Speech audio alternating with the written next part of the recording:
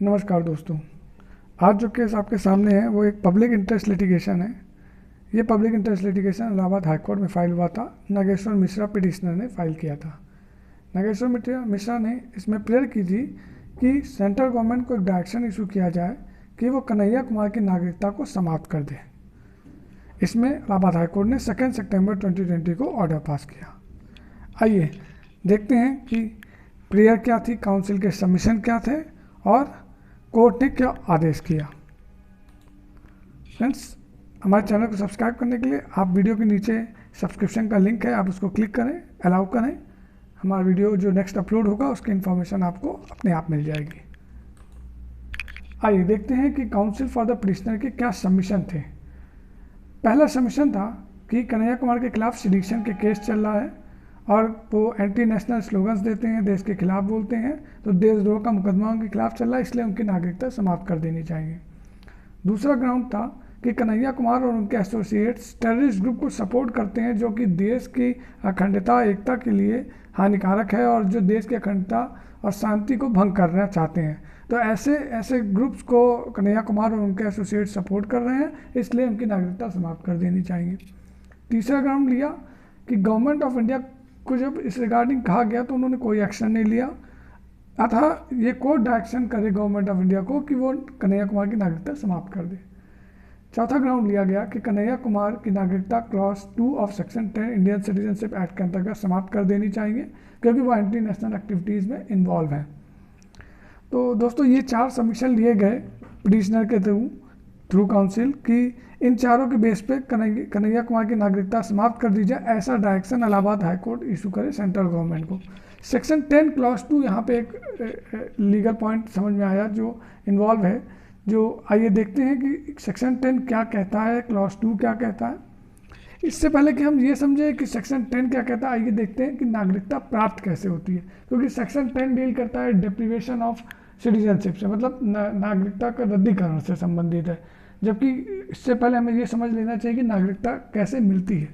देखिए दोस्तों, 4 तरीके से नागरिकता मिलती है। पहला है कि सिटीजनशिप बाय बर्थ, मतलब आपका जन्म ही भारत में हुआ हो तो आपको नागरिकता स्वयं मिल जाती है। दूसरा सिटीजनशिप बाय डिसेंट, मतलब आपका जन्म भारत में ना भी हुआ हो लेकिन आपके माता पिता आप जिनके डिसेंट हैं वो यहाँ के नागरिक हों, तो सेक्शन 4 में आपकी नागरिकता सिटीजनशिप बाय डिसेंट हो जाती है। तीसरा है citizenship by registration. It means आप सेक्शन 5 के अंतर्गत क्वालिफाई करते हो और एक एप्लीकेशन सेंट्रल गवर्नमेंट को दें कि हमें भी सिटीजन ऑफ इंडिया रजिस्टर कर लिया जाए, और अगर सेंट्रल गवर्नमेंट आपके एप्लीकेशन में आपको भारत की नागरिकता दे देती है तो आप सेक्शन 5 के अंतर्गत भारत के नागरिक हो जाते हैं। चौथा तरीका होता है सिटीजनशिप बाय नेचुरलाइजेशन। इसमें भी एक एप्लीकेशन सेंट्रल गवर्नमेंट को दी जाती है। अगर वो सेंट्रल गवर्नमेंट आपको 3rd शेड्यूल के अंतर्गत क्वालिफाइड पाती है, 3rd schedule of citizenship act, तो अगर उसके अंदर आप क्वालिफाई करते हैं तो आपकी एप्लीकेशन अगर एक्सेप्ट करती है सेंट्रल गवर्नमेंट तो आपको एक सर्टिफिकेट इशू होता है जिसमें आप सिटीजनशिप बाय नेचुरलाइजेशन हो जाते हैं। तो या तो आप बाय बर्थ नागरिक हो सकते हैं, या बाय डिसेंट, या बाय रजिस्ट्रेशन। बाय रजिस्ट्रेशन में सेक्शन 5 और सेक्शन 6 में 2 अलग अलग हैं, एक बाय रजिस्ट्रेशन अंडर सेक्शन 5, एक बाय नेचुरलाइजेशन अंडर सेक्शन 6। चलिए अब आगे देखते हैं सेक्शन 10 क्या कहता है और सेक्शन 10(1) में कौन वो लोग हैं जिनकी नागरिकता समाप्त की जा सकती है। दोस्तों, सेक्शन 10 डिप्रीवेशन ऑफ सिटीजनशिप से डील करता है। मैंने अभी बताया जैसे कि सबमिशन था पिटिशनर का कि सेक्शन 10 क्लॉज 2 के अंतर्गत नागरिकता समाप्त कर देनी चाहिए। एक डिफरेंस बताता हूँ, सेक्शन 10 क्लॉज 1 डील करता है उन लोगों से जिनकी नागरिकता समाप्त की जा सकती है, मतलब वहाँ पे वो लोग बताए गए हैं कि किनकी नागरिकता समाप्त हो सकती है, उसके अलावा किसी की नागरिकता सेक्शन 10 में नहीं समाप्त की जा सकती है। और सेक्शन 10 क्लॉज 2 बताता है कि किन परिस्थितियों में नागरिकता समाप्त की जा सकती है। जैसे कि 4 सबमिशन थे कि वो एंटी नेशनल स्लोगन देते हैं, उनके खिलाफ सेडिशन का केस चल रहा है और वो टेररिस्ट ग्रुप को सपोर्ट कर रहे हैं, तो ये सब कारण दिए थे कि जिनको मान के नागरिकता समाप्त कर देनी चाहिए कन्हैया कुमार की। और सेक्शन 10(1) डील करता है कि किन लोगों की नागरिकता समाप्त की जा सकती है। तो अगर किसी की नागरिकता क्लॉज 2 में समाप्त करनी है तो ये पहले देखना होगा कि वो सेक्शन 10 क्लॉज 1 के अंतर्गत आता है कि नहीं आता है। तो वो कौन लोग हैं जो सेक्शन 10 क्लॉज 1 के अंतर्गत आते हैं, आइए देखते हैं। पहला, a citizen who is citizen of India by naturalisation, यानी जो सेक्शन 6 में जिसने 3rd शेड्यूल के क्वालिफाई करके एप्लीकेशन दी होती है और अपने आप को सिटीजन बाय नेचुरलाइजेशन रजिस्टर कराया होता है, उसकी नागरिकता सेक्शन 10 क्लॉज 2 में समाप्त की जा सकती है। दूसरे होते हैं सेक्शन दूसरा होता है who citizen by virtue of clause C of article 5 of the constitution. Article 5 of the clause C of article 5 of the constitution deal करता है उन लोगों से संबंधित जो भारत में पिछले 5 वर्षों से जब ये कमेंस हुआ कॉन्स्टिट्यूशन, उससे 5 साल पहले से भारत के नागरिक थे, तो वो इसके अंतर्गत आ जाते हैं, क्लॉज सी के अंतर्गत वो नागरिक हो जाते हैं सब, और फिर उनकी नागरिकता भी सेक्शन 10 क्लॉज 1 में क्लॉज 2 के अंतर्गत पाए जाने पर क्लॉज 1 में समाप्त की जा सकती है।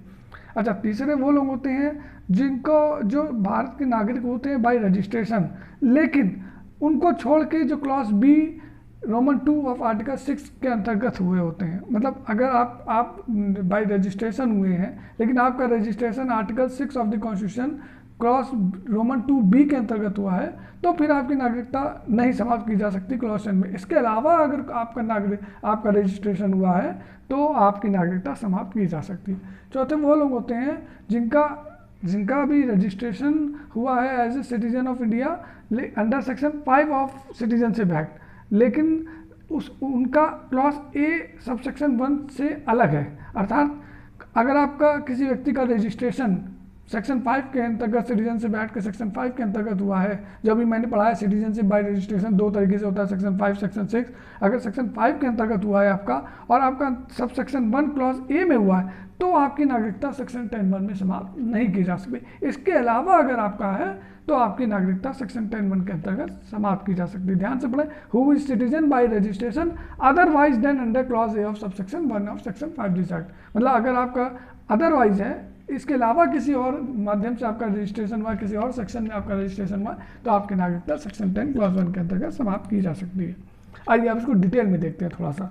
Citizenship of India by naturalisation कौन होते हैं? जो ये एप्लीकेशन सेक्शन 6 के अंतर्गत दी जाती है। कोई व्यक्ति अगर कोई एप्लीकेशन देता है भारत की नागरिकता पाने के लिए और वो 3rd शेड्यूल के अंतर्गत सेक्शन इंडियन सिटीजनशिप एक्ट में 3rd शेड्यूल दिया हुआ है, उस सिटीजनशिप एक्ट के 3rd शेड्यूल में अगर आप क्वालिफाई करते हैं, जो रिक्वायरमेंट्स दी हुई है आप देखेंगे सेक्शन द 3rd शेड्यूल दिया हुआ है सी सेक्शन 6(1), तो आप जब सिटीजनशिप एक्ट में 3rd शेड्यूल देखेंगे तो उसमें दिया हुआ है कई क्वालिफिकेशंस दी हुई है।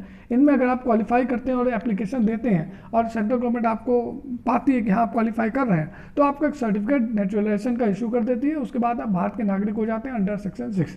यहाँ पर ध्यान दें कि ये बड़ा इंपॉर्टेंट हो जाता है कि आप नागरिक किस सेक्शन में। सपोज मेरा जन्म भारत में हुआ तो मैं सेक्शन 3 के अंतर्गत नागरिक हूँ। वो व्यक्ति जिसका जन्म भारत में नहीं हुआ लेकिन उसके माता पिता यहाँ के नागरिक थे, वो बाय डिसेंट नागरिक हो गया, तो सेक्शन 4 के अंतर्गत नागरिक हो गया। तो इस तरह हर व्यक्ति जो भारत के नागरिक है वो किसी न किसी प्रावधान के अंतर्गत नागरिक है। तो ये जो लोग सेक्शन 6 के अंतर्गत नागरिक होते हैं उनकी नागरिकता समाप्त की जा सकती है, citizenship of India by naturalisation. दूसरे वो लोग होते हैं citizen by virtue of clause C of article 5 of the constitution. मतलब who has been ordinary resident in the territory of India for not less than 5 years preceding such commencement shall be a citizen of India. मतलब constitution के commencement से 5 साल पहले से ordinarily resident है तो भारत के टेरिटरी ऑफ इंडिया में, तो वो अपने स्वयं नागरिक हो जाते हैं। ऐसे में उनकी नागरिकता समाप्त की जा सकती है क्लॉज 1 सेक्शन 10 के अंतर्गत सिटीजनशिप एक्ट के। तीसरे वो लोग होते हैं जिनका रजिस्ट्रेशन सेक्शन आर्टिकल 6 में क्लॉज रोमन 2B के अंतर्गत हुआ होता है, और वो लोग होते हैं जो भारत में माइग्रेट हुए हैं 19 जुलाई 1948 या उसके बाद, तो वो उन लोगों को छोड़ के बाकी किसी की भी नागरिकता समाप्त की जा सकती है। आइए अब देखते हैं दूसरा क्या, otherwise then under clause A of sub section 1 of section 5 of this act. तो section clause A of sub section 1 of section 5 this act के अंतर्गत को लोगों को छोड़ के बाकी वो सब लोग हैं जिनकी नागरिकता समाप्त की जा सकती है। देखिए ये सब दिया हुआ है कि किन की नागरिकता समाप्त की जा सकती है। इसमें जो क्लॉज ए है सब सेक्शन 1 का, उसको छोड़ के, यानी जो पहला वाला है 7 years before making an application for registration, इसको छोड़ के बाकी जो आ रहे हैं इनकी नागरिकता समाप्त की जा सकती है। अब देखते हैं हाईकोर्ट ने क्या कहा। हाईकोर्ट ने कहा कि कन्हैया कुमार की नागरिकता नहीं समाप्त की जा सकती क्योंकि वो भारत का नागरिक बाय नेचुरलाइजेशन नहीं है, सेक्शन 6 के अंतर्गत वो नागरिक नहीं है। दूसरा कहा कि वो ना ही उसकी नागरिकता आर्टिकल 5 क्लॉज सी के अंतर्गत है और ना ही उसकी नागरिकता बाय रजिस्ट्रेशन है, जो कि आर्टिकल जो कि सेक्शन 10 क्लॉज 1 में प्रोवाइडेड है कि किन लोगों को छोड़ के जिनका जो बाय रजिस्ट्रेशन नागरिक हैं उनकी नागरिकता समाप्त करी जा सकती है, उनके अंतर्गत आता है। कन्हैया कुमार की नागरिकता इसलिए अंडर सेक्शन 3 है क्योंकि उसका जन्म ही born in the territory of India, उसका जन्म ही भारत में हुआ है, तो वो by virtue of article 5A of the constitution of India ही इज सिटीजन ऑफ इंडिया। और 5A कहता है every person who has domicile in India at commencement of the constitution becomes the citizen of India. तो court ने कहा, आगे court ने कहा कि पावर अंडर सब सेक्शन 2 और section 10 can not be invoked against Kanhaiya Kumar since they are expressly subject to the provisions of section 10 and can only be invoked for such citizens as provided for subsection 1 of section 10। मतलब जिनके लिए section 10 subsection 1 में provided है, केवल उन्हीं की नागरिकता section 10 clause 2 में समाप्त की जा सकती है। हाईकोर्ट ने इसमें एक पिटिशनर पे 25,000 रुपये जुर्माना भी लगाया, और कोर्ट क्योंकि ये एक पब्लिक इंटरेस्ट लिटिगेशन थी और कोर्ट ने कहा कि intention of the petitioner was to gain publicity, इसलिए कोर्ट ने 25,000 जुर्माना लगाया। पब्लिक इंटरेस्ट नहीं था, ये प्राइवेट इंटरेस्ट के लिए फाइल की गई थी, ऐसा कोर्ट का कहना है। दोस्तों, हमारी वीडियोस को आगे पाने के लिए हमारा चैनल सब्सक्राइब करें। सब्सक्रिप्शन के लिए नीचे ही वीडियो के नीचे राइट कॉर्नर पे सब्सक्रिप्शन का ऑप्शन अवेलेबल है। वीडियो को लाइक करें और शेयर करें। धन्यवाद।